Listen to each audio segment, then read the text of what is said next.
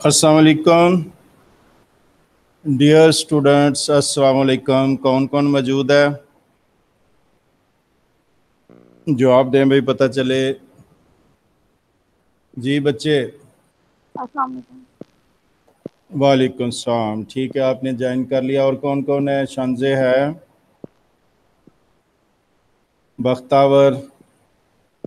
वो सर हाँ जी, बाकी लोग बख्तावर है। नहीं है? वालेकुम सलाम। कौन कौन ये बोल रहा? भाई नाम भी बताइए, जल्दी जल्दी बताएं ताकि लेक्चर शुरू कर सकें। अच्छा जी, उस दिन हमने किया था कॉन्स्टिट्यूशनल कॉन्स्टिट्यूशनल हिस्ट्री ऑफ तुर्की। उसमें कौन सा लास्ट पॉइंट कौन सा हुआ था, कोई बताएगा?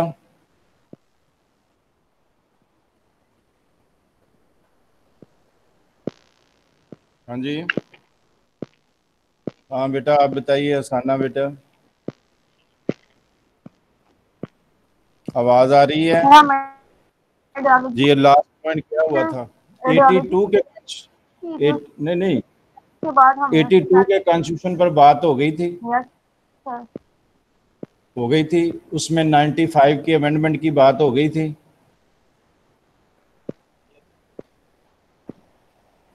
याद करके बताएं। अमेंडमेंट की थी जो उनके कॉन्स्टिट्यूशन में हुई थी। क्योंकि टोटल अब 95 तक कम से नहीं, कम थोड़ी जो सी रहती अमेंडमेंट थी। हुई थी ना, उन तक का आपको याद होना चाहिए। उसके बाद भी अमेंडमेंट 2-3 साल पहले भी कुछ हुई है, नो सर, वो नहीं थी। लेकिन वो किताबों में भी मौजूद नहीं है। नहीं थी अगर सर। मिल जाए कोई अभी ताज़ा कहीं, तो वो ज़रूर ट्रेस करते रहे, नेट पर कहीं मिल जाए तो मुझे भी इरसाल कर दें। अभी हमारे पास बुक्स में जो है 95 की अमेंडमेंट तक है। ठीक है, तो इतना तो आप करें ना, उसके 7-8 पैरे बन जाते हैं। वो पॉलिटिकल इसकी कॉन्स्टिट्यूशनल हिस्ट्री में उतना मवाद काफ़ी है कि क्या कुछ है। एमसीक्यूज पर कुछ रह गए थे, वो कुछ बनने वाले थे। एक अभी बन रहा था, गालपन कल दिया था आपको, कि वो बाई कैमरल किस में था। यूनिकैमरल जो है वो किस में किस कॉन्स्टिट्यूशन में था, और बाई कैमरल किस कॉन्स्टिट्यूशन तुर्की के में था? याद है किसी को?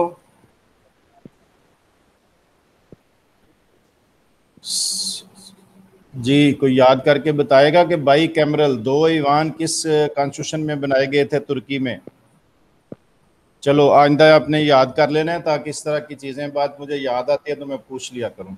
तो वो 61 के कॉन्स्टिट्यूशन जो तुर्की का था, उसमें बनाया गया था दो ईवानी। ज़्यादा अरसा नहीं चला, लेकिन बहरहाल वो आप स्टडी के लिए आपके जहन में एक नुक्ता रहना चाहिए।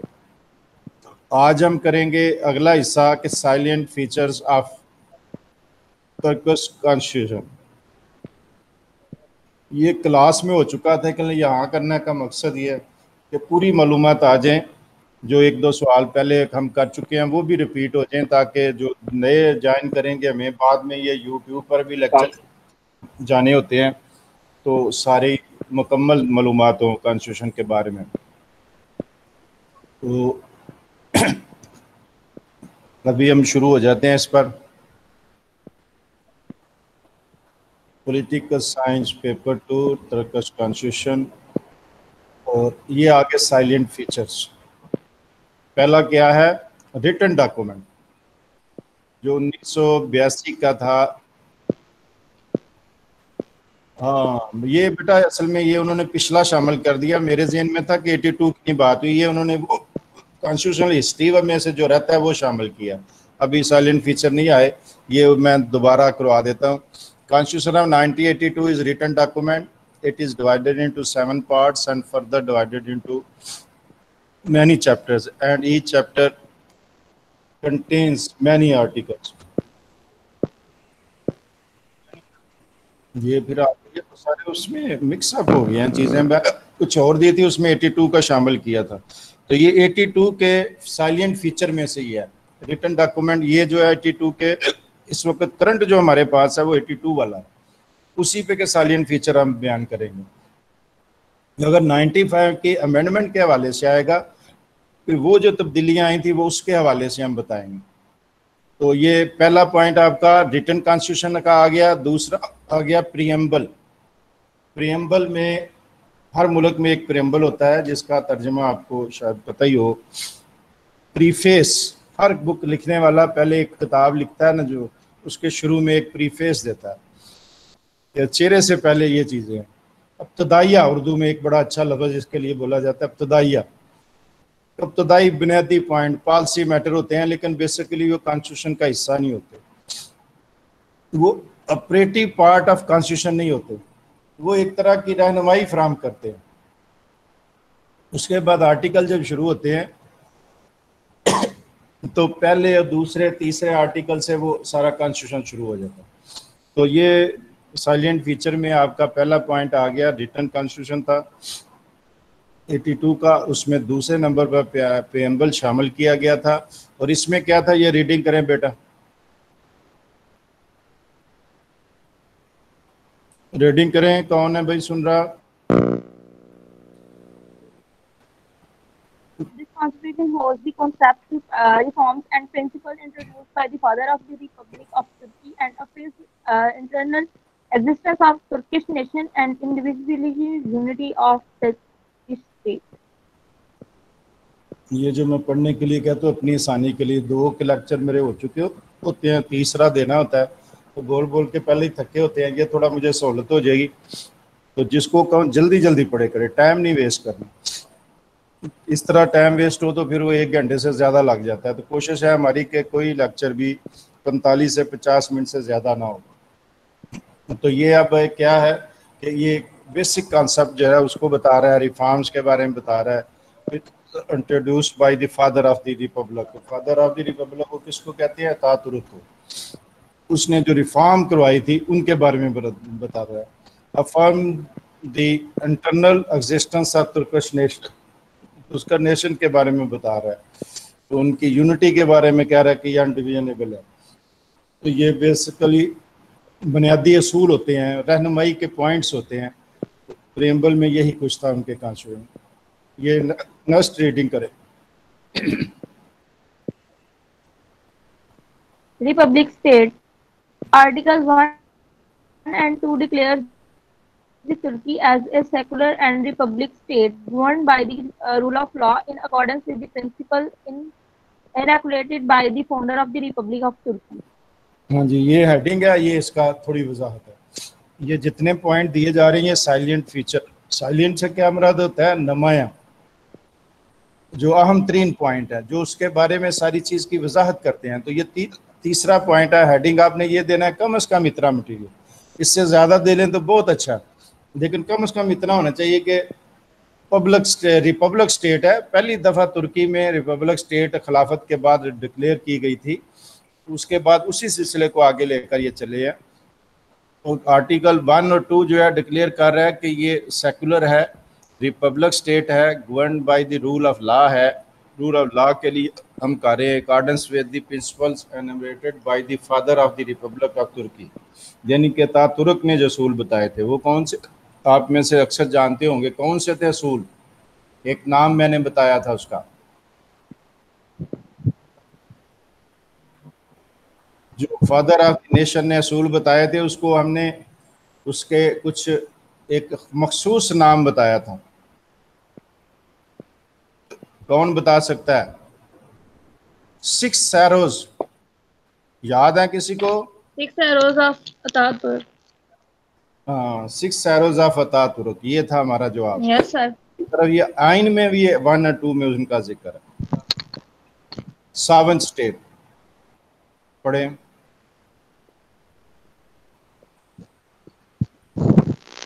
Article 6 stated that the sovereignty is vested fully and unconditionally in Turkish state, which nation shall assert it with the organ of the state. ये जो है उन्होंने इसका रुख सावंटी जो है इसका बयान ये किया है, तो तुर्क रियासत को अख्तियार दिया है। सावंटी जो बेसिकली इस्लामी रियासत होती है, मुकम्मल इस्लामी रियासत, वहाँ सावंटी स्वाय अल्लाह की किसी को हासिल नहीं। ये बाकी मुल्कों को हमारे आइन से ये रहनुमाई लेनी चाहिए कि सावंटी सिर्फ अल्लाह की ज़ात को हासिल है। मुसलमान वो है जो अल्लाह के इक़्तिदार आला को माने।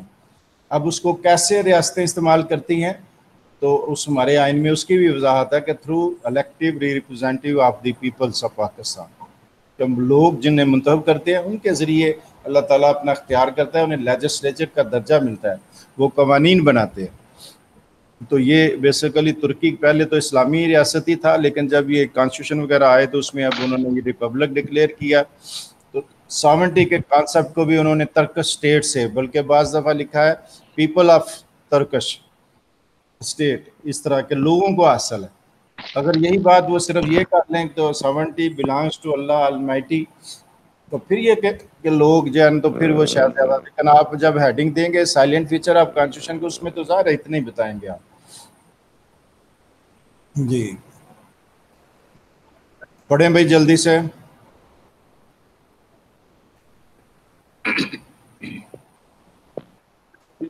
Grand National Assembly. The unicameral legislation comprises of the Grand National Assembly. The legislative powers are vested in the Turkish Grand National Assembly with 550 deputies who are elected for 5 years on universal figure. Universal suffrage, ठीक है। एक तो आप ये देखें कि इसमें अभी हमने जिक्र किया था, तो उनके तमाम कॉन्स्टिट्यूशन ने यूनिक कैमरल लेजिस्लेचर का कहा हुआ है, स्वाय एक कॉन्स्टिट्यूशन जो अभी थोड़ी देर पहले जिक्र है, वहाँ बाई कैमरल क्या होता है, हाउस, तो उनके जो ईवान है वो एक है। दूसरा इसमें आप देखें ग्रैंड नेशनल असेंबली को ज़्यादा लेजिस्लेटिव पावर हासिल, और उसमें मेरी आज थोड़ी सी तबीयत में फ़र्क है इसलिए थोड़ा डिस्टर्ब हो रहा हूँ, लेकिन बहरहाल लेक्चर जारी रहेगा, मैं नहीं चाहता आपका टाइम वेस्ट हो। The Turks grand national assembly with 550 550 मेंबरान थे जो इलेक्ट होते हैं, कितनी मुद्दत के लिए, 5 साल के लिए। यूनिवर्सल सफरेज से क्या मुराद है कि आलम में जो तरीका है इंतखाब का, तरीक़ेकार का, उसी तरह सारे आलम की तरह बालग अफराद को हक़ रायदही हासिल होता है और वो मुंतखब करते हैं, तो उसके मुताबिक। और इसमें ग्रैंड नेशनल असेंबली का जिक्र है, सिर्फ एक असेंबली थी जिसने कॉन्स्टिट्यूशन बनाया था, वो आपसे नेक्स्ट पूछूंगा, उसको याद करें, MCQ में शायद मैंने दिया हुआ है, वहाँ आ जाता है। तो उसके ये 550 मेंबरान नहीं थे, वो कितने थे वो अभी या MCQ आ जाएगा या आप बताएंगे। 81 पार्लियामेंट्री, ये पढ़ें जी, पढ़े भाई, रीडिंग करें। Yes, parliamentary. The structure of the government under 1982 Constitution is basically parliamentary. Parliament has excessive power to legislate and or to amend or repeal the law. There is a council of ministries consisting of the prime minister and the ministers. The PM is nominated by the president among the members of the Grand National Assembly. Basically parliamentary था। Parliamentary से क्या मुराद होता है कि उसमें सदर भी था, वजीर आज़म भी, और पार्लियामेंट जो है वो सदर को और मतलब करती थी और वजीर आज़म भी आता था। अगर ऐसी सूरत हो तो उसको कहेंगे ये पार्लिमानी। अगर प्रेसिडेंशियल होता तो यहाँ प्रेसिडेंशियल का लफ्ज़ आ जाता, तो ये पार्लिमानी उसने हल दिया हुआ था पार्लियामेंट ने। तो अज़ाफ़ी जो है लेजिस्लेट ने पावर दी हुई थी इसको, तो उसमें क्या पावर थी कि वो कुछ इख्तियारात लेजिस्लेट को ज़्यादा हासिल थे कि वो आइन में अमेंडमेंट कर सकती है, रिपील कर सकती है, रिपील मैंने होता है खारिज कर सकती है, निकाल सकती है, उन्हें गैर कानूनी करार दे सकती है। उसके अलावा एक होगी काउंसिल ऑफ मिनिस्टर, वो प्राइम मिनिस्टर होगा और मिनिस्टर्स होंगे, और वो कहाँ से होंगे, nominated by the president among the members of grand national assembly, के बाहर से कोई मेंबर नहीं होगा। अब जो है उसमें तो वो बाहर से भी ले लेते हैं ना, तो बस पहले जो कॉन्स्टिट्यूशन हमने पढ़े हैं तुर्की के, वहाँ ये भी है कि वो बाहर से मिनिस्टर लेते हैं, लेकिन वो एक्स ऑफिसो कि वो अपने असेंबली भी रुकन तस्वर होते हैं, हालांकि वो मुंतखब नहीं होते, असेंबली की कार्रवाई में हिस्सा ले सकते हैं, सवालों के जवाब दे सकते हैं। लेकिन इस कॉन्स्टिट्यूशन में 82 वाले में ये एक फीचर है कि कैसी पार्लियामेंट्री, कैसी में ना क्या होता है, कुछ खसूसियात पार्लियामेंट्री शामिल है, कुछ प्रेसिडेंशियल होंगी, इसके साथ लाजम आगे लफ्ज़ आएगा इस तरह का कि कुछ जो है ना इससे में दूसरी थी 81 प्रेसिडेंशियल, 81 का लफ्ज़ है उसका मतलब जी पढ़े भाई, पढ़ लें फिर मैं बताता हूँ। जी रीडिंग करें प्लीज। हेलो, सर रीडिंग करें। नेक्स्ट स्लाइड नहीं भी आई। जी स्लाइड नहीं आई। सर नेक्स्ट स्लाइड अभी नहीं आई। यस सर आ गई अब। The Article 101 of the Constitution declares that there is a President of the Turkish Republic who is who is elected by the Grand National Assembly by two-third majority of the total membership from among the Turkish citizens for the term of 7 years. The President is responsible for proper implementation of Constitution and harmonic functioning the head of the state and represent the Republic of Turkey and unity years. अब ये देखे ना आपने, इसमें जो है ना MCQ भी बनाना कितना आसान है। मतलब सवाल आ जाता था कितनी मेजॉरिटी जो है वो ग्रैंड नेशनल असेंबली की जो है वो सदर मुंतखब कर सकती है, तो 2/3 है। लेकिन एक और एमसीक्यू बड़ा ज़बरदस्त है, कितने मेंबरों में से। अमूमन होता है पार्लियामेंट हाजिर मेंबरान में से, लेकिन यहाँ बिल्कुल वजाहत कि टोटल मेंबरशिप जो होगी उसका 2/3 जो है सदर मुंतखब कर सकता है। ठीक है, जिस सदर की मुद्दत क्या लिखी हुई है 7 साल। ये पहले 4 साल होती थी, फिर एक कॉन्स्टिट्यूशन 61 का गालबन उसमें 7 साल थी, फिर उसके बाद मुसलसल ये 7 साल ही चलते थे। तो ये आप देखेंगे कि ये सारी चीज़ें जो है ना आपको आगे नज़र आती जाएंगी मुख्तलिफ तरह। ये आप इसमें पॉइंट के तौर पर देंगे कि 80 प्रेसिडेंट सदर को भी काफ़ी इख्तियारात हासिल हैं। पार्लियामेंटी सूरत है, पार्लियामेंट को भी काफ़ी इख्तियारात हासिल है, लेकिन सदर को भी काफ़ी इख्तियारात हासिल है। उसके बाद क्या है कॉन्स्टिट्यूशन एंड वो क्या करता है, proper implementation of constitution and harmonize functioning the head of state. वो हेड ऑफ स्टेट भी है, represents the republic of Turkey and unity, कि वो उसकी यूनिटी को भी रिप्रेजेंट करता है और तुर्की पूरे को रिप्रेजेंट करता है। अमूमन होता है पाकिस्तान में सिर्फ हेड ऑफ स्टेट है और वज़ीर आज़म के पास बाकी सारे इख्तियारात हैं, लेकिन उनमें ज़्यादा इख्तियारात पार्लियामेंट को भी हासिल नहीं है और ज़्यादा सदर को भी नहीं। पुराना 82 के आइन की बात कर रहे हैं। अभी तो उन्होंने थोड़ी सी और तब्दीली की है, लेकिन अभी वो बुक्स में अवेलेबल नहीं है। 3-4 साल पहले उन्होंने ज़्यादा सदर के इख्तियारात कर दिए, तो वो अभी बुक में अवेलेबल नहीं। अगर नेट से कभी मिल जाए तो मैं भी ढूंढूंगा, आप भी, तो वो फिर उसको शेयर कर। तो ये हमारे कितने पॉइंट हो गए अभी तक? 6-7 हो गए हैं तकरीबन। अब ये पढ़ें, ये एक यूनिक फंक्शन है उनकी को मुल्क में। जी पढ़े। हाँ भाई नेशनल सिक्योरिटी जी पढ़े।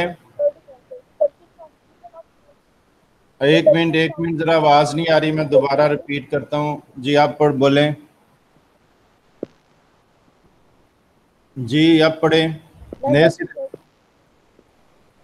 जी security council. The Turkish Constitution of 1982 has its unique characteristics of National Security Council. According to the Article 118, there is a National Security Council which is composed of Prime Minister and the Chief of General Staff, the Ministers of National Defense, Internal Affairs, and Foreign Affairs, the Commanders of Army, Navy, and Air Force. It operates under the chairmanship of the President of the Republic and is responsible for formulation, establishment, and implementation of national security policy of the state.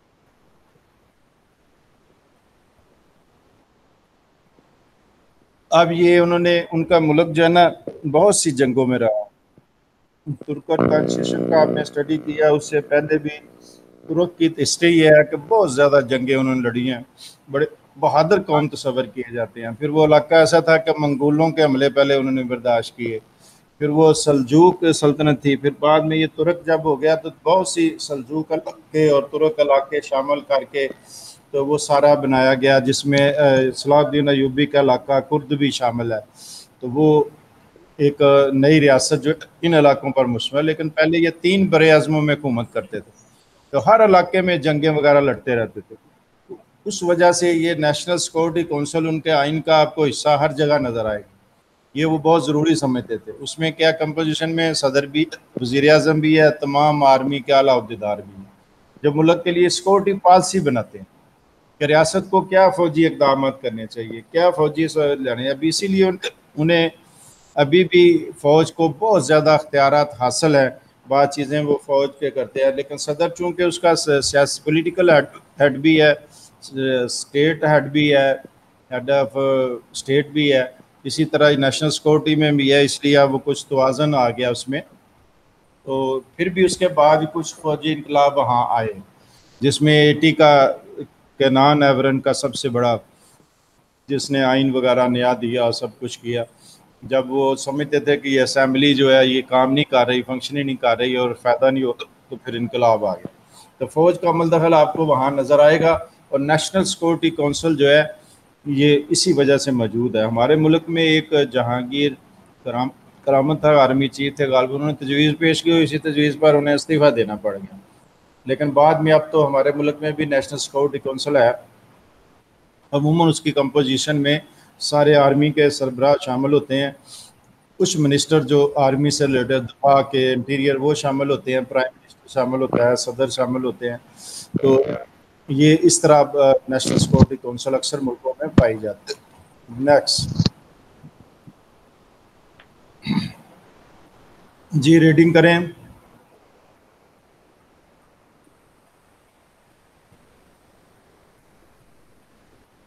जी बेटा reading करें। Slide I है या नहीं? ये आप next slide नहीं अभी आई। इंडिपेंडेंस ऑफ द जुडिशरी आ गई है sir ji. Independence of judiciary. The Article 138 of the Constitution of 1982 provided for the independence of judiciary and courts. All the judges are independent in discharging their duties in accordance with the constitutional law. हाँ जी, ये अगर heading ये देंगे, ये क्या हम कर रहे हैं, फीचर ऑफ द कॉन्स्टिट्यूशन 82 का जो है 82 का ही देंगे, क्योंकि उसके बाद अमेंडमेंट है, नया पूरा आइन कभी भी नहीं आया उसके बाद। तो एक तो इसमें क्या आर्टिकल जिक्र किया गया जिसमें इंडिपेंडेंस ऑफ जुडिशरी की गारंटी देता है। अमूमन होता है कि जो मुल्क भी आइन बनाता है वो जुडिशरी के अख्तियारात वाज़ह करता है। ये अहम फीचर है। 3 चीज़ों के बारे में लाजम आइन ने बात करनी है, एक एग्जेक्टिव के बारे में, एक जुडिशरी के बारे में, और तीसरा क्या है, लेजिस्लेचर के बारे में, कानून किसने बनाना है। और आइन इन तीनों चीज़ों के अख्तियारात में तवाज़न लाता है। तो 138 कॉन्स्टिट्यूशन का जो आर्टिकल था वो क्या मुहैया करता है हमें, कि वो जुडिशरी की आज़ादी की गारंटी देता है, कोर्ट की आज़ादी की गारंटी देता है। तो क्या करते हैं जज, independent in discharging their duties in accordance with the constitution law. ठीक हो गया। तो ये जो है हमें नज़र आता है कि इसमें कॉन्स्टिट्यूशन का आर्टिकल जो है वो तहफ़्फ़ुज़ दे रहा है, अदालत की आज़ादी की गारंटी दे रहा है। नेक्स्ट स्लाइड आ गई भाई। जी बेटा।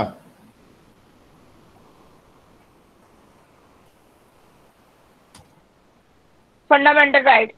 The Article 12 to 40 of the Constitution deals with the fundamental rights of the citizens of the Republic. One has the right to life, right to protect and develop his marital and spiritual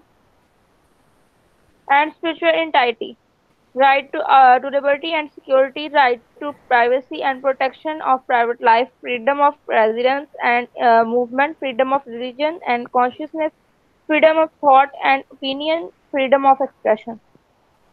हाँ जी, ये क्या चीज़ है, ये point इसमें MCQ का किस पर बन सकता है कि कौन से आर्टिकल हैं जो कॉन्स्टिट्यूशन के जो फंडामेंटल राइट का तहफ़्फ़ुज़ करते हैं। तो 12 से 40 तक। उसके बाद आ सकता है कौन कौन से राइट शामिल हैं, तो वो काफ़ी का इसमें ज़िक्र आ गया। तो राइट ऑफ लाइफ का है, right to protect and develop the natural and spiritual entity, right to liberty है, security, liberty and security, right to privacy है, प्रोटेक्शन ऑफ प्राइवेट लाइफ है, फ्रीडम ऑफ रेजिडेंस है, मूवमेंट फ्रीडम ऑफ रिलीजियस है। अच्छा, इसमें से ये मैंने एक पॉइंट में लिखा है, लेकिन अगर फर्ज करो आपके पास टाइम हो, वो सवाल पूरा आपको आता हो, तो आप इसमें कुछ पॉइंट फंडामेंटल राइट के तौर पर सब हेडिंग बना लें। फंडामेंटल राइट लिखें, उसमें सब हेडिंग बनाएं, उसमें लिबर्टी का बना लें, राइट टू लाइफ बना लें, राइट टू सिक्योरिटी बना लें, प्राइवेट लाइफ की सिक्योरिटी का बना लें, उसमें फ्रीडम ऑफ रेजिडेंस का बना लें, फ्रीडम ऑफ मूवमेंट का बना लें। दुनिया के अक्सर आइनों में ये चीज़ें शामिल हैं। तो आप इस तरह के 2-4 हेडिंग बना लेंगे, ऊपर मेन टाइटल भी होगा, नीचे तो फिर बाज़ के बारे में कि इसके अलावा भी ये इसमें शामिल है। सारे बनाएंगे तो वो उस जगह बनाएंगे जहाँ मुकम्मल सवाल ये होगा, what are the fundamental rights of Turkish constitution. ठीक हो गई बात। अगर सिर्फ एक पॉइंट के तौर पर जिक्र आया तो फिर कोशिश करें एक में ही हो जाए। अगर एक में समझते मुनासिब नहीं है, मेरे पास और मटेरियल कम है, तो 2-3 इसके पॉइंट बना लें। कुछ में 4-5 का जिक्र करते हैं, दूसरे में 4-5 का करते हैं, तीसरे में 3-4 का कर दें। इस तरह आपका ज़रा ज़्यादा पॉइंट्स बन जाएंगे। बात जो है एग्जामिनर वो नंबरिंग ज़्यादा देखते हैं कि इतने पॉइंट हुए या नहीं हुए। 10 नंबर देकर कहेंगे जी 10 दे दें, 12 देखे तो 12 दे दें। तो थोड़ा सा उनको भी टैकल करना है। प्रेजेंटेशन आपकी क्या है, ये आप मेरा हाल ये आप लोग अब समझ गए हैं कि प्रेजेंटेशन बड़ा अहम किरदार अदा करती है। जी, इस पर बात करें।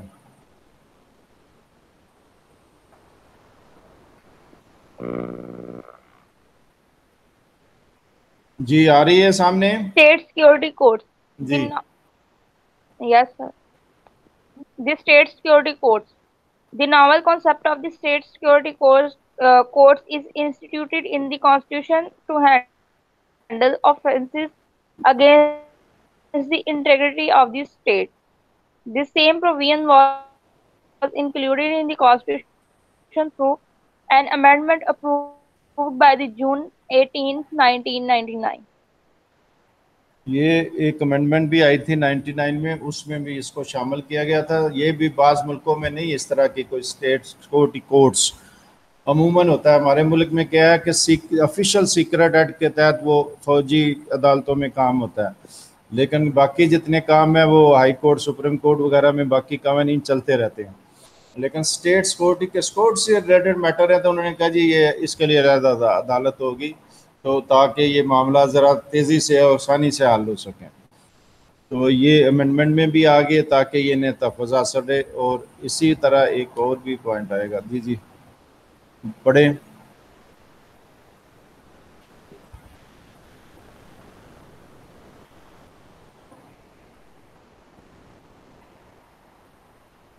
The state security courts have been established to deal with offences against the integrity of the state with its territory, free democratic order and international ये उसी का external दूसरा security of the पॉइंट है, state. उसी heading वही रहेगा, 2 point इसमें आ गए। अब एमसीक्यू सेशन आ गया हमारा। ये एमसीक्यू में पढ़े पहला।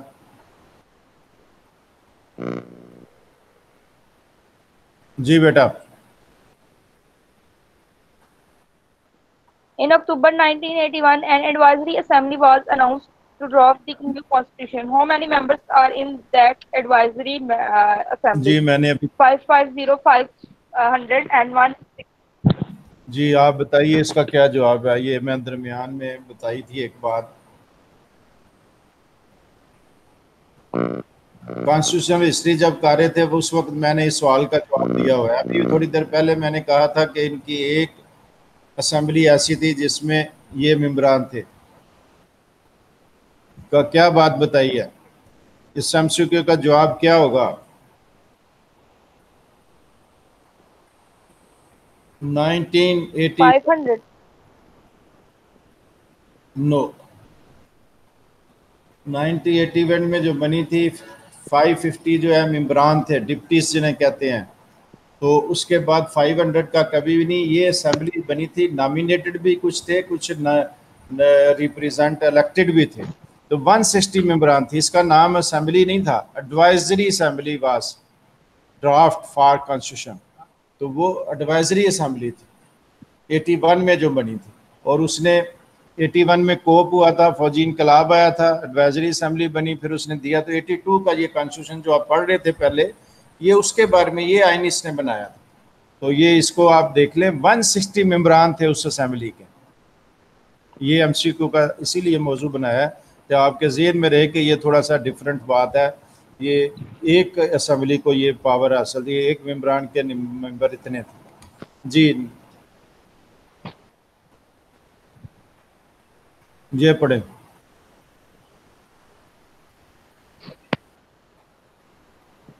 स्लाइड आ गई है सामने। जी बेटा पढ़ें, रीडिंग करें। जी रीडिंग करें, आवाज नहीं आ रही है आपकी। Sir, answer. In national wide referendum of 1982, how many percentage of people voted in favor of the constitution? Favour के स्पेलिंग यहाँ गलत लिखे हैं, FAVOUR कर लें आप कॉन्स्टिट्यूशन। बास का टाइपिंग में गलती हो जाती है, लेकिन वो समझ लेना आपने कि ये ठीक करने वाला है। 70% ने वोट दिए थे, 80% ने दिए थे, 92 ने दिए थे। ये बड़ा अहम पॉइंट है, चूंकि कितनी उम्मीदें हासिल थी उन्हें कि ये हमारा जो है, तो कितने लोगों ने वोट दिए थे उन्हें, कितने परसेंट ने?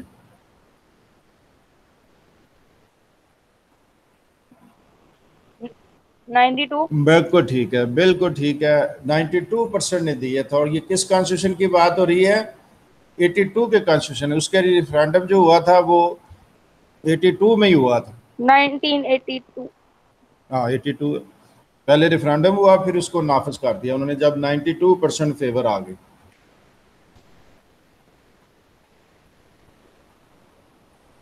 जी रीडिंग करें जल्दी से।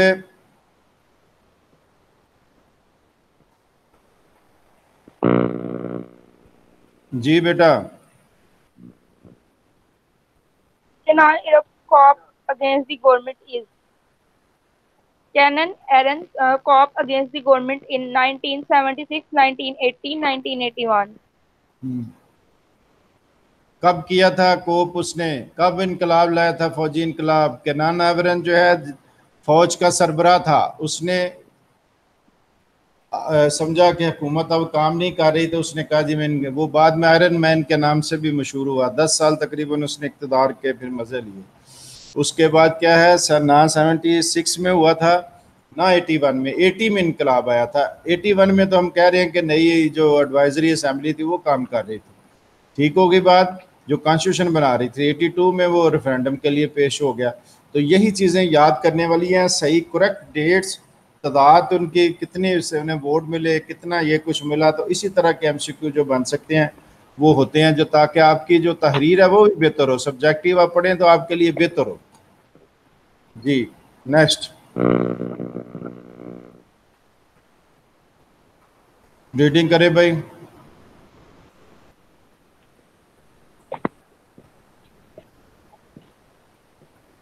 The preamble of Turkish Constitution। जी बेटा जल्दी जल्दी, टाइम ना जाया किया करें, जल्दी जल्दी, ताकि हम जल्दी लेक्चर खत्म किया करें। को लगता है कोई आवाज का मसला है? जी बेटा क्या हुआ था? नेक्स्ट स्लाइड नहीं आई थी। ये 2 बार मुझे भी दबाना पड़ रहा है। बहरहाल मैं देखता हूँ, आप जल्दी से ये पढ़ें। जैसे ही सामने स्लाइड आया आप पढ़ना शुरू कर दिया करें।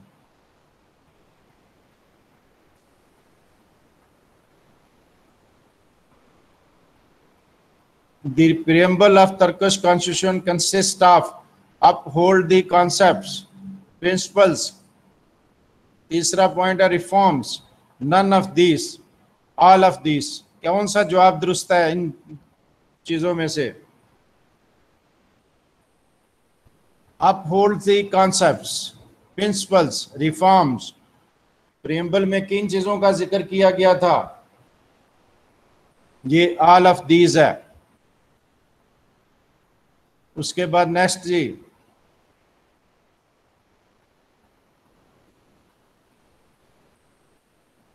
बेटा जल्दी पढ़ें। The Article 1 and 2 of the Constitution declares the country as republic, democratic, 2 लफ्ज ये आ गए, secular and social welfare state, ये दूसरे 2 पॉइंट ये आ गए। आगे पूछा गया है कि बोथ ए एंड बी दुरुस्त है या नन ऑफ दिस के, या इनमें से कोई भी दुरुस्त नहीं है। कौन जवाब देगा? ये जब प्रिम्बल पर हम बात कर रहे थे और बेसिक राइट पर बात कर रहे थे, वहां ये बातें हमने की है।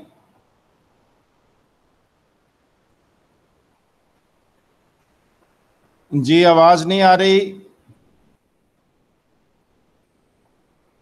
स्लाइड आई है सामने? ये दोनों जो पढ़े हैं मैंने, इसमें पहला और दूसरा, ये सारे पॉइंट उसके कॉन्स्टिट्यूशन में शामिल हैं। मुल्क को क्या उन्होंने डिक्लेयर किया था? रिपब्लिक डिक्लेयर किया था, डेमोक्रेटिक डिक्लेयर किया था, सेकुलर डिक्लेयर किया था, और सोशल वेलफेयर स्टेट। ये चारों पॉइंट उसमें थे। दो में हमने ये समझाया हैं, दो दो एक एक जगह दी है। बोथ ए एंड बी वाला ऑप्शन दुरुस्त होगा। Next, how many parts and articles of constitution of 1982 are? 7 parts, 177 articles, 6 parts, 210 articles, 5 parts, 355 articles। ये एक चॉइस दी गई है आपको कि कितने कॉन्स्टिट्यूशन का जिक्र है। जब हम कॉन्स्टिट्यूशन हिस्ट्री कर रहे थे उस वक्त हमने ये हिस्सा पढ़ा था कि क्या चीज़ें हैं कॉन्स्टिट्यूशन में। साइलेंट फीचर में भी ये बात आई है कहीं कि कितने हिस्से थे और क्या बात थी।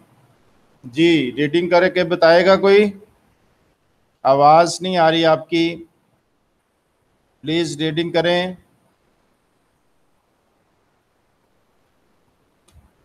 पहले वाला जवाब दुरुस्त है। 7 पार्ट थे, 177 आर्टिकल थे। ठीक है। इन 182 1982 constitution further amendment took place. कितने किए गए थे? अमेंडमेंट कब की गई थी 82 वाले में? तो वो आपके सामने स्कोप है 1990, 1995, 1992। कौन सा जवाब दुरुस्त है?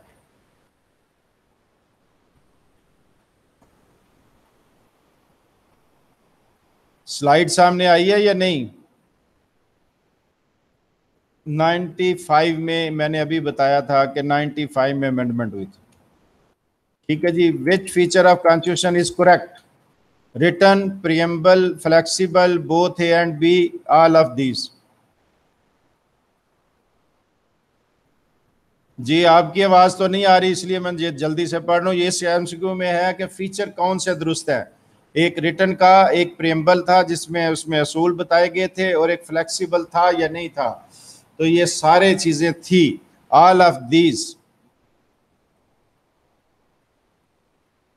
नहीं, ये इसमें एक चीज की गलती आ गई। बोथ ए एंड बी, पहले दोनों दुरुस्त थे। फ्लेक्सिबल इतना नहीं था, अमेंडमेंट का था लेकिन इतना नहीं। 95 में कुछ अमेंडमेंट हुई थी लेकिन वो इतनी आराम से नहीं हुई थी। ठीक है। फ्लेक्सिबल कौन सा होता है? जिसमें अमेंडमेंट आसानी से हो जाए, जिन अमेंडमेंट को लोग आसानी से आइन का हिस्सा बना सकें और लेजिस्लेचर अपनी मर्जी से तब्दीलियां कर ले। तो ये थोड़ा सा इसमें रिजिड है, जिसमें 81 का लफ्ज आ जाएगा। थोड़ा सा रिजिड है, थोड़ा सा फ्लेक्सिबल है।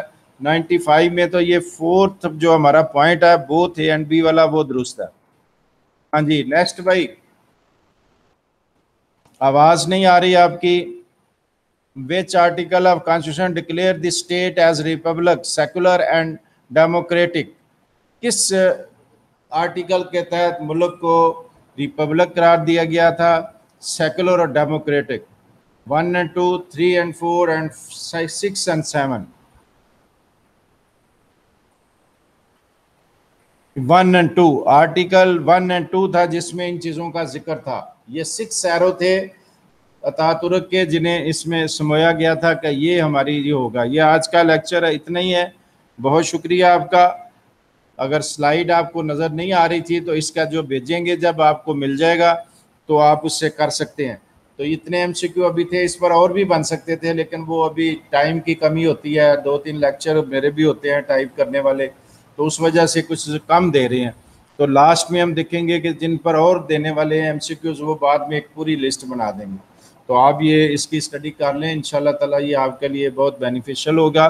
ये सारी चीज़ें जो तरकश कॉन्स्टिट्यूशन में पढ़ रहे हैं अकॉर्डिंग टू सिलेबस हमने करनी है, और बहुत सी चीज़ें हैं जो हैं इनमें लेकिन वो आपके सिलेबस में इतनी दर्ज नहीं है। जितनी चीज़ें पूछी गई उन पर अच्छी तरह हमने मेहनत करनी है। बहुत शुक्रिया। इंशाल्लाह अगले लेक्चर में मुलाकात होगी। अस्सलाम वालेकुम।